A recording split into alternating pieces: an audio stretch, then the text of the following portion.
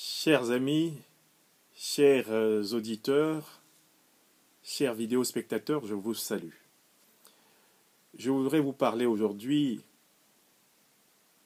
de l'action de clarification par laquelle le président de l'Assemblée nationale de Côte d'Ivoire, Guillaume Soro, vient de pulvériser précisément une certaine propension à la rumeur et au mensonge qui s'était installée par la faute d'un certain nombre de personnes nuisibles au cœur du Parlement ivoirien ces derniers mois. En effet, on a entendu dire que le président de l'Assemblée nationale ferait énormément de voyages à l'extérieur de la Côte d'Ivoire. On a entendu dire que le président de l'Assemblée nationale de Côte d'Ivoire séjournerait aux frais du contribuable dans des hôtels luxueux. On a entendu dire que Guillaume Soro détiendrait de 200 à 500 conseillers payés sur le budget de l'Assemblée nationale. On a entendu dire que l'Assemblée nationale, sous Guillaume Soro, disposerait d'un fonds de souveraineté dont celui-ci ferait usus et abusus, sans bien sûr le contrôle du Parlement lui-même et du reste des instances financières de la République.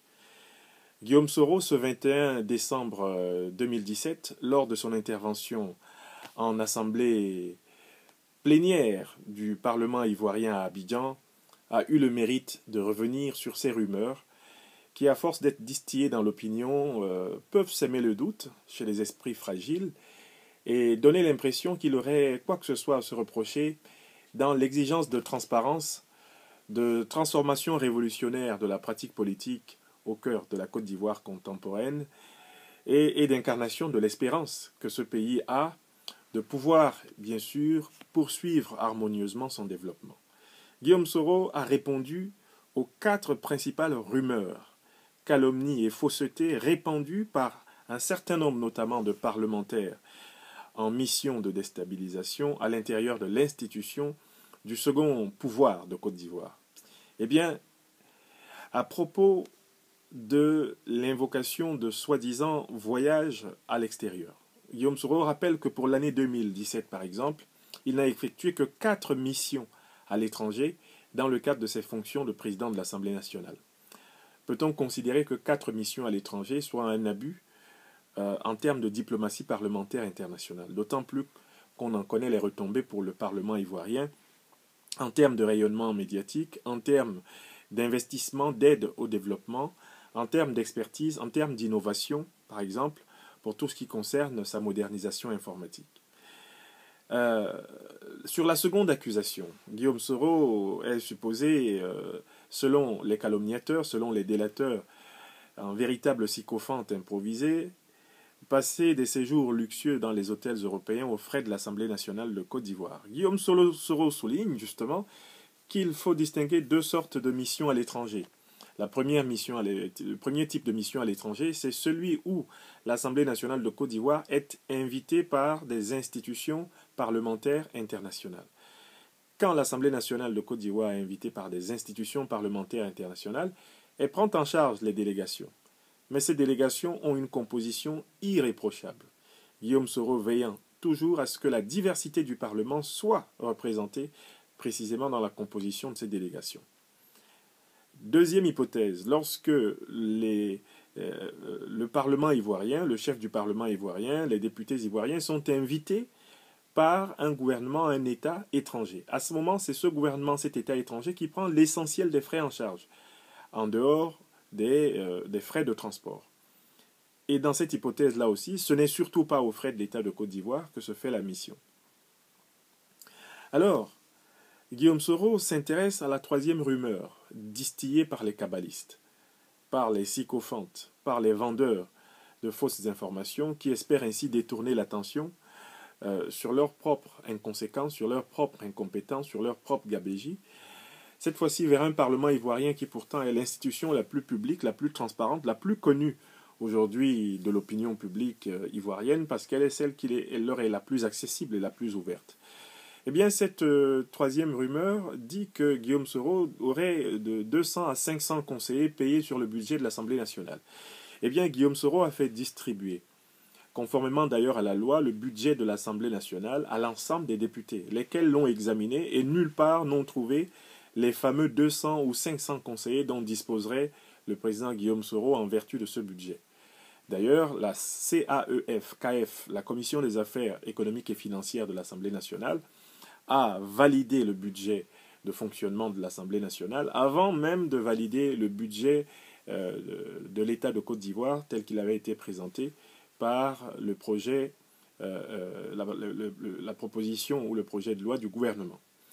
Donc il faut bien comprendre que nulle part il n'existe des centaines de conseillers au service de Guillaume Soro et payés par le Parlement ivoirien, payés par l'État de Côte d'Ivoire. C'est une fiction inventée par ceux qui veulent sans doute déplacer le curseur de l'opinion sur des malversations imaginaires, alors même que l'opinion s'intéresse sérieusement à leurs propres malversations réelles. Enfin, le quatrième point sur lequel Guillaume Soro a été très clair ce 21 décembre 2017 à Abidjan, c'est la fameuse question du fonds de souveraineté. Les mêmes allégateurs, les mêmes calomniateurs, les mêmes sycophantes, les mêmes paranoïaques de la diversion médiatico-politique sont allés dire dans l'opinion que le président de l'Assemblée nationale disposerait d'un fonds de souveraineté, d'un budget de souveraineté, à l'intérieur même du budget de l'Assemblée nationale.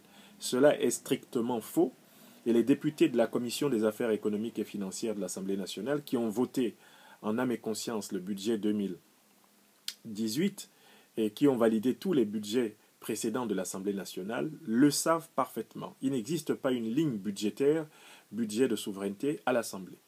Guillaume Soro est même allé plus loin dans la clarification, expliquant que s'il fallait à tout prix chercher une institution qui dispose de budget de souveraineté, eh bien, c'est le gouvernement.